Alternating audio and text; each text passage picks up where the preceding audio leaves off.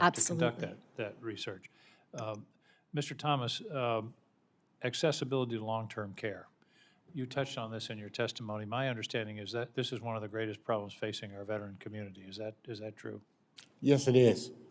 And you mentioned a number. You said thousands. Do you have any idea how many SCID patients, veterans there are in round numbers? Well, Senator, I'll have to get back to you with the exact number, but I would say somewhere around 60,000. But it's safe to say that it grossly exceeds the availability of resources, particularly for long-term care. Is that correct? Yes. We've talked a bit about the Elizabeth Dole Act, and I think I'll join my colleagues and ask for you to give us your thoughts, perhaps in writing after this hearing, on how it's being implemented and not being implemented and where the gaps are. Because one of our roles here, often in our business, we pass the law and it's sort of, okay, we've done our thing, but I don't believe that. I think part of our responsibility is to oversee the implementation and execution of these laws. So it'd be very helpful to us to sort of survey your colleagues, your contacts, your circle of friends in the community to tell us how this law is working and how we can improve it and what we must do to improve it.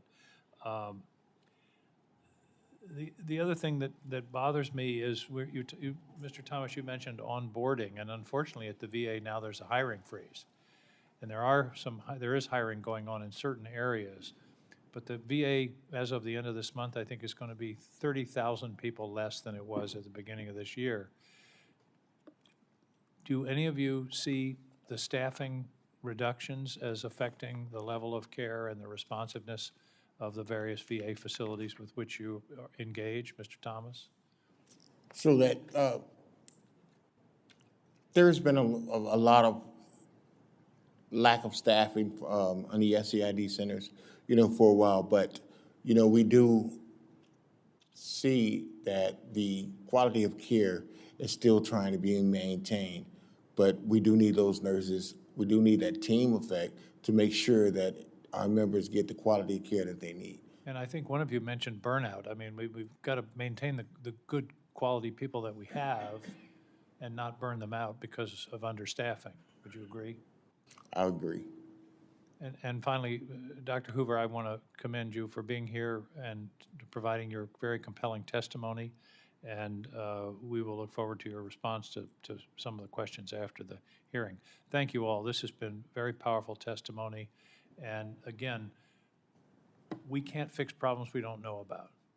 So the invitation is for you to tell us what needs fixing, whether it's administrative or whether it's a matter of the law.